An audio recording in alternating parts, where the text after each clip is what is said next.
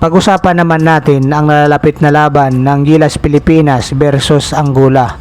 So dito nga mga koys ay must win na ito para sa dalawang bansa na ito na nakalasap ng pagkatalo sa una nilang laban sa FIBA World Cup. Pero kung bago ka pa lang sa aking munting YouTube channel ay pwede mo naman i-likes and subscribe. So ang Team Angola nga mga koys, katulad ng Gilas Pilipinas, ay nakalasap ng unang pagkatalo sa opening day ng FIBA World Cup. Kaya sa ngayon ang dalawang bansa na ito ay expected na nasa bottom 2 ngayon sa Group A sa standing nga mga koys. So ang Angola nga mga koys ay sumasandal dito sa pinakamaliit nilang player na si Childi Dumdao, at ang kanilang NBA player ay itong si Bruno Fernando na naglalaro sa Atlanta Hawks. So ito nga mga koys ang sinasandalan sa ngayon ng Angola. Dito naman sa Gilas Pilipinas ay meron tayong Jordan Clarkson, at siyempre meron tayong apat na bigs dyan mga koys na po pwede tumao dito kay Bruno Fernando. So itong si Childi Dumdao nga mga koys, ito yung tumatayong leader para sa kanilang team na Angola, sapagkat itong maliit na player na ito mga koys na may height lang itong 5'6", itong si Childi Dumdao. Ngunit katulad nga ng kasabihan mga koys, walang malaking nakakapuwing. Kaya dapat itong si Childi Dumdao ay pagmataan o bantayan nga ito mga koys ng Gilas Pilipinas na hindi maka-score, sapagkat dito nga sa laban kontra sa Italy, itong si Childi Dumdao ang pinakamaliit na player nila na mala Irving nga ang galawan nito mga koys, ay ang highest pointer lang naman ng kanilang team na mayroong 19 points. Apat dito galing sa 3 points. At ito pa nga mga koys, siya lang ang mayroong naipasok sa 3-point area sa buong team nila. So kailangan mabantayan itong si Childi Dumdao sa perimeter dahil nga dyan sa kanyang 3-point shot ability. Siyempre dahil nga mas maliit nga siya mga koys, so more or less mas marami siyang binibitawang tira galing sa labas. Kaya dito mas kailangan natin ng isang katulad kay CJ Perez, Scottie Thompson or Kiefer Rabina po pwede tumao dito kay Childi Dumdao, sapagkat ito nga lang ang bumubuhat sa team ng Angola. Sa katunayan nga sa kanilang mga laban, itong si Childi Dumdao ang nagiging highest pointer nga mga koys. Katulad yan mga koys sa laban nila sa Italy. Mapapansin natin matatangkad din ang Italy, ngunit bakit nakapuntos pa rin itong si Childi Dumdao na ang pinakamaliit na player ng Angola. So dumako naman tayo dito sa NBA player nilang si Bruno Fernando na naglalaro nga ito mga koys sa Atlanta Hawks.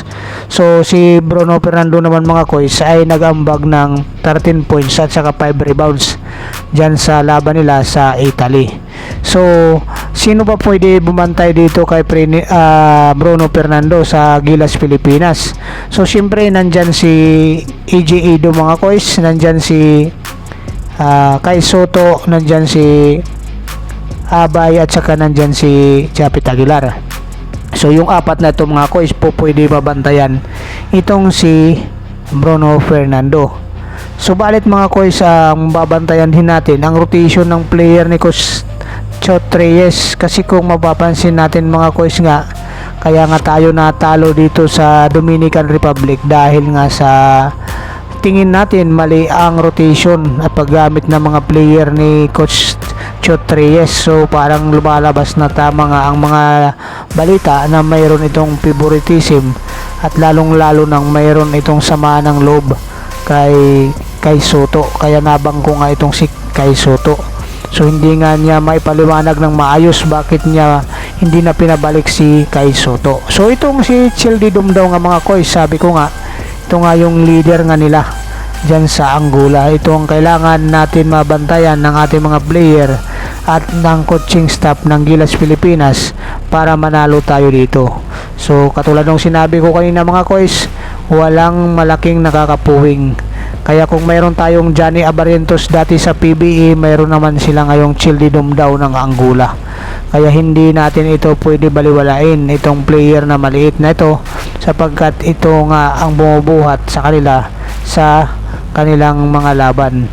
Samantalang itong si Atlanta Hawks player Bruno Fernando naman, siguro tingin ko naman mga koys ay kaya naman itong mabantayan ng ating mga bigs dyan, lalong lalo na itong si Kai Soto at saka si AJ Edo kung magagamit nga naman ni Coach Chat Reyes. Yun na naman ang malaking katanungan natin mga koys, baka mag-eksperimento na naman itong si Coach Chat Reyes, kaya tuloy ang daming mga nagagalit na mga Gilas fans dito kay Coach Chat Reyes sapagkat dyan sa kanyang klase ng kanyang pagkukoach, sa sistema ng kanyang pagkukoach, parang lumalabas nga mga koys na mayroong favoritism. So antabayanin na natin mga koys mamaya ang magiging laban ng Gilas Pilipinas kontra dito sa Angola.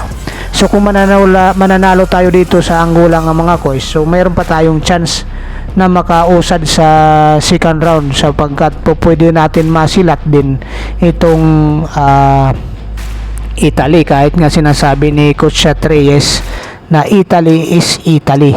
So hindi yun basihan yung sinabi ni Coach Chat Reyes mga koys, sapagkat nakita naman natin ang laban ng Italy at saka Angola, medyo nahirapan nga rin ang Italy dito sa Angola. Doon na nga lang sa bandang third quarter at saka fourth quarter umalagwa na itong Italy dito sa Angola. So yung Angola naman mga koys ay masasabi nga natin mababa nga ang porsyento nila pagdating sa field goal percentage. So mayroon lang silang 35.4%. Ito ay 23 out of 65. So dito nga mga koys, yun ang nagpatalo sa kanila sa unang laban nila.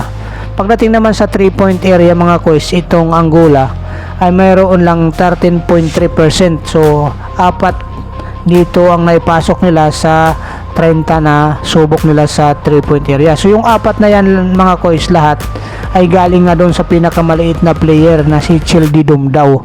Ito yung kailangan natin mabantayan sa labas. So yun ang dahilan kung bakit nga rin natalo itong Angola sa laban nila sa Italy. Samantala ang Gilas Pilipinas naman ay malaki sana ang pagkakataon na manalo mga koys sa laban nito sa Dominican Republic. Nagkaroon nga lang ng hindi magandang rotation mga koys pagdating sa player ng Gilas Pilipinas.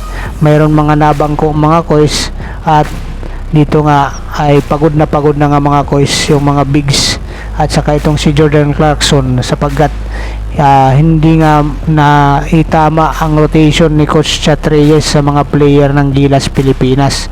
Kaya ang kinalabasan mga koys, hapong-hapo na at pagod na ang mga player pagdating sa fourth quarter. So dito na nga sinamantala na ito ng Dominican Republic mga koys, lalong-lalo na nung ma-foul out na nga itong si Jordan Clarkson.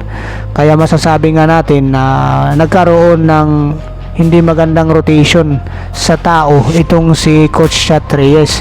So mayroon na nga mga panawagan at saka sa mga netizens na gusto nilang palitan na itong si Coach Chat Reyes, pero tingin ko naman mga koys, hindi ito po pwede mapalitan ng kung sino-sino man. Po pwede ito palitan yung ano niya dyan na si Coach Tim Con, kasi siya yung assistant coach dyan ni Coach Chat Reyes. Pero yung mga sinasabing si Coach Tab Baldwin, baka sa mga susunod na season na yun mga koys. Sa ngayon kasi yung nandyan na yun na ipasa na sa FIBA ay itong kanilang coach na si Coach Chat Reyes, assistant coach si Coach Jung Wichiko at saka itong si Coach Tim. So ang malaking posibilidad na po pwede mag-coach dyan sa ngayon ay itong si Coach Tim Con.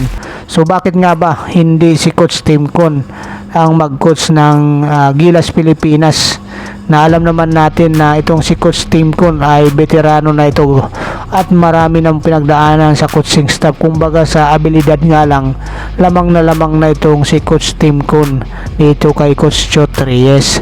So ang alam ko naman dito mga koys, sa tingin ko lang ang sistema lang naman ni Coach Tim Con at saka ni Coach Chat Reyes yung hindi nagtutugma. Kasi itong kay Coach sistema ni Coach Chot ay nakadepende nga siya sa kanyang mga bigs, kung saan nga ay lumalabas tuloy na mayroon siyang favoritism sa mga bigs niya, at itong nabalita na masyado niyang pinersonal itong si Kai Soto. So kung nandun sana sa loob si Kai Soto, mga koys, nung huling quarter, lalo na itong fourth quarter, baka pa nga sakali mga koys nanalo tayo dito sa Dominican Republic. So alam naman natin na dikit mga koys ang laban ng Gilas Pilipinas at saka itong Dominican Republic. Pero wala na tayong magagawa mga koys, so natapos na yon. So move on na tayo doon. Dito naman tayo sa pangalawang laban ng ating Gilas Pilipinas. So ito nga yung Angola. So sana nga mga koys ay manalo dito ang ating Gilas Pilipinas para magkaroon pa tayo ng chance kung sakasakali nating matatalo ang Italy. So maraming salamat mga koys. Kung bago ka pa lang sa aking munting YouTube channel, baka pwede mo naman i-likes and subscribe. So anyway mga koys, nandito naman ang ating mga shoutout para sa mga masugid natin na tagapanood, at maraming salamat sa inyo sa inyong mga suporta. So nandito ang mga shoutout ko sa inyo bilang pasalamat ko sa inyo at pagkilala nyo sa aking munting YouTube channel.